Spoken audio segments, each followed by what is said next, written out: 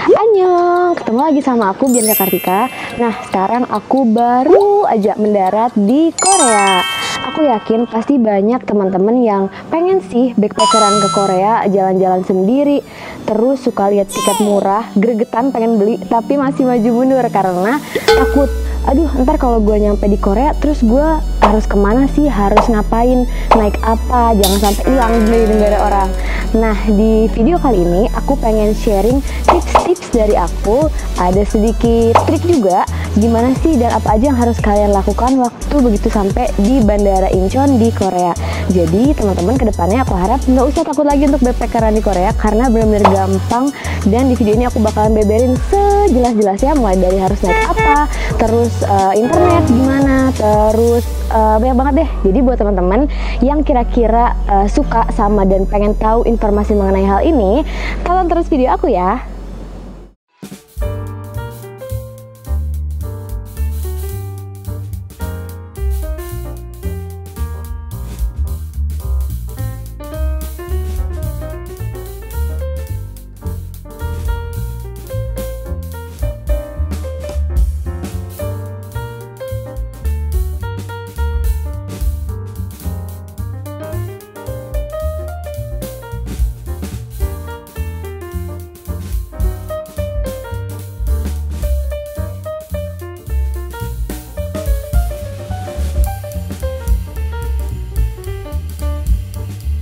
Waktu teman-teman nanti begitu pesawatnya landing, mendarat di Korea, teman-teman bakalan ngeliat kayak gini kurang lebih suasananya. Dan di depan nanti kita bakalan pertama kali itu ketemu sama yang namanya imigrasi. Jadi nanti paspor kita akan dicap tanda kalau kita tuh udah masuk ke wilayah Korea. Nah, terhitung sejak dicapnya tanggal itu udah mulai tuh berlaku masa penghitungan visa kita. Jadi kalau misalnya visa kita cuma bisa 30 hari, nah start dihitung 30 harinya itu sejak dicap nanti di depan ini. Nah, kita ntar di sana bakalan lewatin imigrasi dan aku pengen kasih tahu ada beberapa dokumen yang perlu teman-teman lengkapin. Tapi karena di imigrasi nanti tuh nggak boleh direkam, jadi aku mau kasih taunya di sini aja ya. Jadi nanti yang perlu kita siapin itu adalah yang pertama paspor kita. Terus ini ada namanya arrival card. Jadi arrival card ini adalah kartu yang kita harus isi nama kita siapa, terus kita dari Indonesia, terus kita alamat kita di Korea, kita bakal nginep di mana, kayak gitu-gitu. Terus ada juga traveler declaration form. Jadi itu sejenis kayak custom declaration. Jadi ini sebenarnya kayak nunjukin kalau kita tuh nggak bawa barang-barang yang terlarang. Jadi di sini ada beberapa yang nggak boleh kita bawa. Dan ini yang paling penting nih, biasanya orang-orang Indonesia banyak yang nggak tahu. Jadi sebenarnya waktu kita lagi ke Korea itu kita tuh nggak boleh bawa daging yang terlalu banyak. Maksudku daging itu daging yang buat makan gitu loh, kayak bawa ayam atau rendang. Karena di sini tuh ada ditulis kita tuh nggak boleh bawa cadangan makanan karena mereka sih takutnya kayak ada virus gitu dari unggas atau daging yang kita makan. Jadi aku saranin kalau misalnya pengen bawa bekal, bawanya kayak sambal aja boleh sih, atau yang kayak kering-kering, mungkin kayak kering kentang atau yang lain. Pokoknya jangan yang daging. Jadi kalaupun mau bawa juga jangan terlalu banyak. Udah, jadi 3 ini. Dan oh ya, dokumen ini yang 2 ini tadi sih aku dapetnya dari pesawat, cuman terkadang kita tuh dapat di pesawat, kadang juga enggak. Tapi kalau memang nggak dapat di pesawat, nanti bisa ambil di dalam, ada kayak ginian. Setelah itu kita bawa deh ini, terus pas di imigrasi kita kasih. Selesai. Nah, di meja itu, sejak dari situ itu udah masuk ke area imigrasi, jadi udah nggak boleh lagi ada kamera. Dadah! Nah, setelah keluar dari imigrasi, nanti teman-teman bakalan ngeliat ini. Jadi di sini kita bakalan ngeliat pesawat kita itu nanti ngambil bagasinya di jalur nomor berapa. Nah, misalnya pesawat aku tadi kan SQ, dia ada di jalur 5. Jadi nanti aku nyari bagasinya itu di jalur nomor 5 karena ada banyak banget pesawat di sini supaya yang gampang dan nggak ketukar. Nah, ini aku sekarang mau kasih tahu cara ngelihatnya. Kita cari nomor penerbangannya di sini. Nah, ini dia nomor penerbangan aku, SQ612 dari Singapura, ada di jalur nomor 5. Jadi nanti aku turun eskalator sana, aku lihat di bawah yang ada angka 5, di situ pasti ada koper aku. Yuk.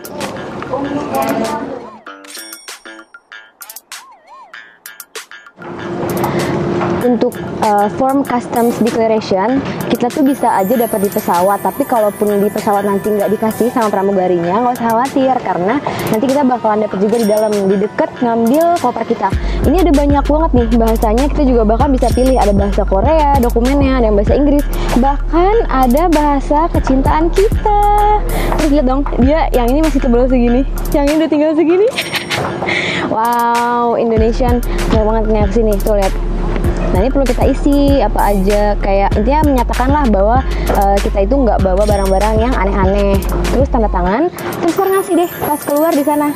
Habis itu keluar, finally kita sampai di Korea. Nah, bener kan? Aku dari jalur 5, dan bener tuh ada pesawat aku tadi, si Singapura. Tapi gara-gara tadi aku kelamaan ngerekam, ininya udah berhenti dan barang aku udah disisihkan. Yuk. Ayo bantuin. Bantuin dong, kalian nonton aja. Bantuin dorong, ayo. Terus tahu nggak sih kalau misalnya kita bawa daging kebanyakan kan dilarang tuh. Nanti tuh koper kita nih pas ngambil bakalan ditandain gitu sama mereka, kayak ada alat gitu yang bunyi-bunyi. Jadi kita nggak bisa keluar di pintu sana. Ntar dia bakal bunyi-bunyi. Aku pernah kan, karena aku nggak tahu. Terus aku bawa aja nih kayak gini, koper gini aku bawa rendang yang banyak gitu. Terus taunya nggak boleh masuk, terus rendang aku dibuang. Rendang. Kita berhasil keluar. Nah kalau udah ngelewatin pintu ini, selamat teman-teman, sudah berhasil datang di Korea.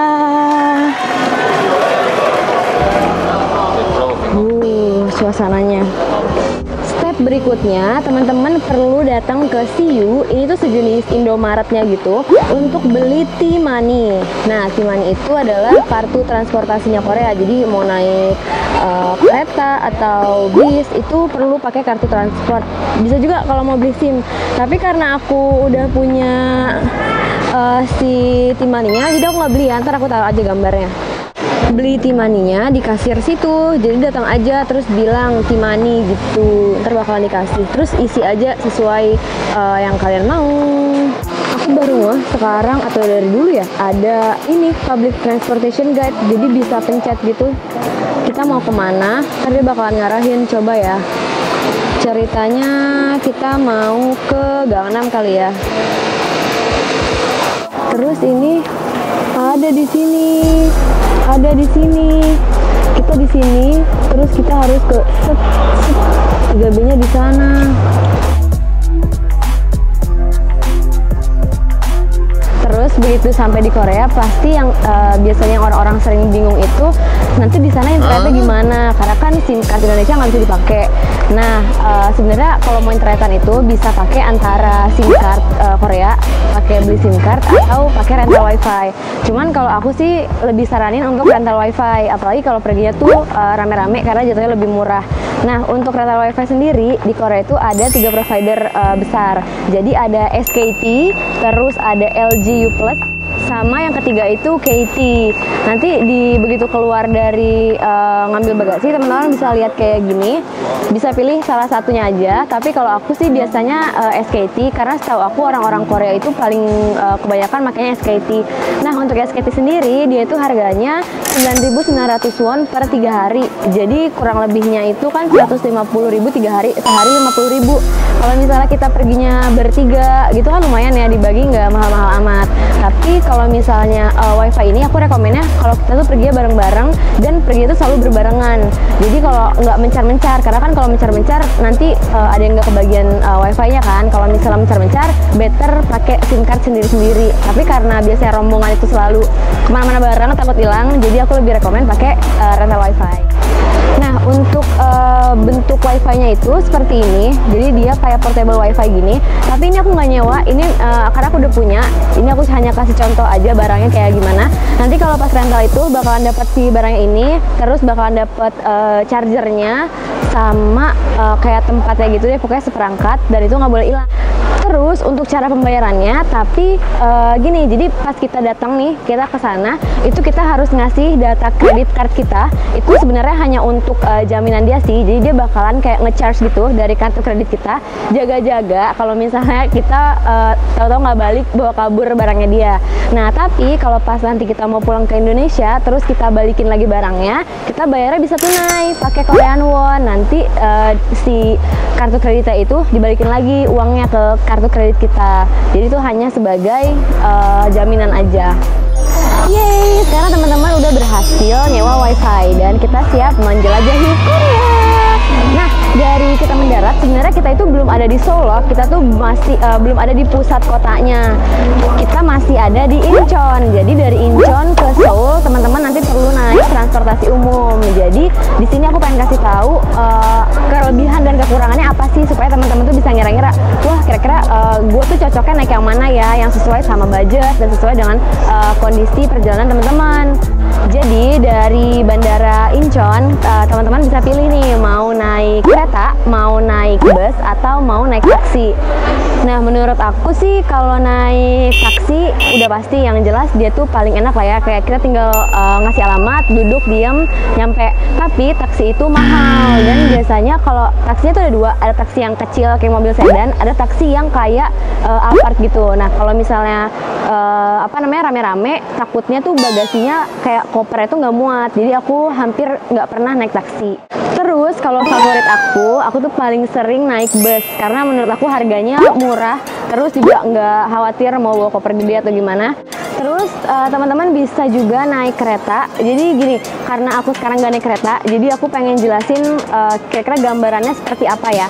Nah, jadi dari Bandara Incheon kita tuh naik kereta bandara. Nah, dari bandara itu kita bisa cari menuju Seoul Station atau Hongik University Station, karena nggak semua tempat di Seoul itu ada dari bandara keretanya. Kayak Myeongdong nggak ada tuh kereta dari bandara langsung ke Myeongdong. Jadi yang perlu teman-teman lakuin, dari bandara naik dulu kereta ke Seoul Station, itu stasiun besar, atau Hongik Station. Nanti dari sana baru transfer ke kereta dalam kota kayak gitu.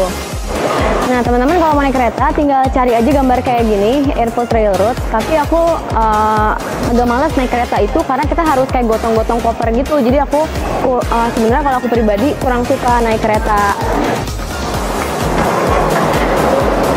Untuk hari ini aku pengen ngajak teman-teman naik bus dulu ya. Untuk transport yang lain mungkin next time akan aku bikin. Nah, untuk naik bus, jadi teman-teman begitu nyampe di Korea itu antara di Terminal 1 atau di Terminal 2, tergantung dari pesawatnya.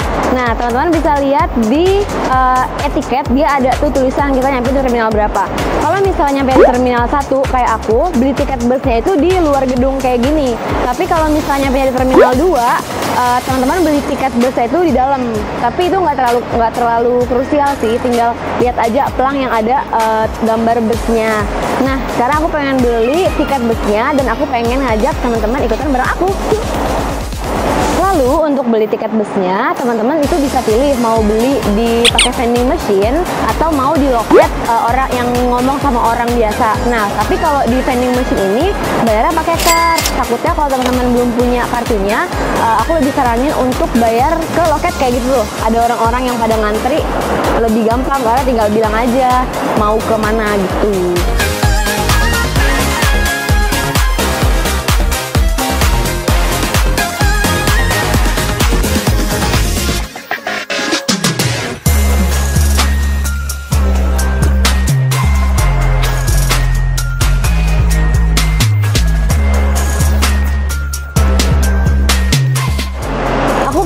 Menjelaskan sedikit konsep sederhana kenapa kita naik bus itu lebih murah dibanding naik taksi. Jadi gini, kalau misalnya kita naik taksi dari bandara langsung ke kota Seoul, itu kan harganya bakalan mahal banget kan. Nah, jadi aku biasanya naik bus sampai salah satu stasiun di Seoul, misalnya di stasiun Myeongdong. Nanti dari stasiun itu baru aku naik taksi. Jadi aku tuh mangkas argo dari bandara ke Myeongdongnya. Nanti begitu dari Myeongdong, aku baru deh naik taksi ke penginapan. Kayak gitu skemanya kalau misalnya teman-teman nggak kebayang. Oh iya, aku lupa kasih tahu tadi pas naik bis lihat tiketnya ke bapak supirnya, jadi nanti dia tahu turunnya di mana. Terus di sini juga ada bel buat mencet kalau pas kita udah mau turun, belnya dipencet ingetin kalau kita tuh mau turun.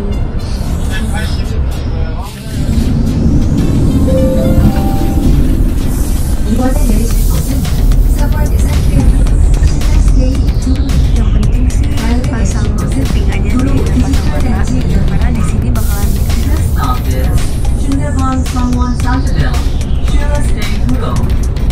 bakalan ada bahasa Korea terus dengan bahasa Inggris itu di sisi apa, jadi nggak perlu khawatir. Oh iya, hati-hati juga, nanti tuh kan bakal ada suara yang ngasih tahu kan kita akan berhenti di stasiun apa, kita mau berhenti di mana, dan selanjutnya kita mau berhenti di mana. Nah, jadi nanti tuh bakalan disebutin 2 nama lokasi, jadi jangan ketukar. Yang penting nanti dengerin aja ujungnya itu di stop is apa station, nanti kayak gini suaranya. 이번에 내리실 곳은 신대방역입니다. 다음에 내리실 곳은 롯데백화점 관악점입니다. The stop is Shindebang Station.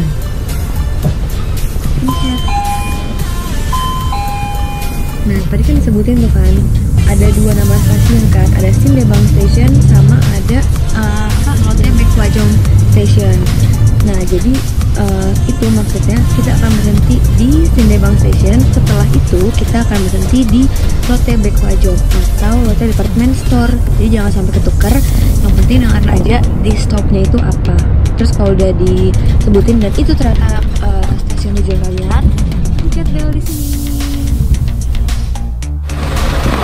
Terus kalau sudah sampai di tahap ini, aku mengucapkan selamat datang di Korea. Selamat mengeksplor Korea. Next aku akan kasih tau lagi tips-tips untuk backpackeran di sini. Ada Ajuma nengok. Yeay, kalau udah berhasil naik taksi, aku anggap teman-teman udah berhasil sampai di penginapan. Terus istirahat, abis ini udah siap untuk eksplor kota Seoul. Kalau gitu, aku pamit undur diri. Untuk video ini, mohon maaf kalau misalnya banyak kekurangan karena aku ngerekamnya agak rempong sambil bawa-bawa barang. Tapi semoga informasi yang aku kasih cukup jelas ya. Kalau misalnya ada yang kurang jelas, bisa komen di bawah. Dan buat teman-teman yang suka dengan konten semacam ini, jangan lupa subscribe karena kedepannya aku akan bikin video-video seperti ini kayak jenis tips and trick untuk backpackeran di Korea dan apapun pokoknya seputar perkoreaan dan seputar kehidupan di sini seperti apa. Stay tune.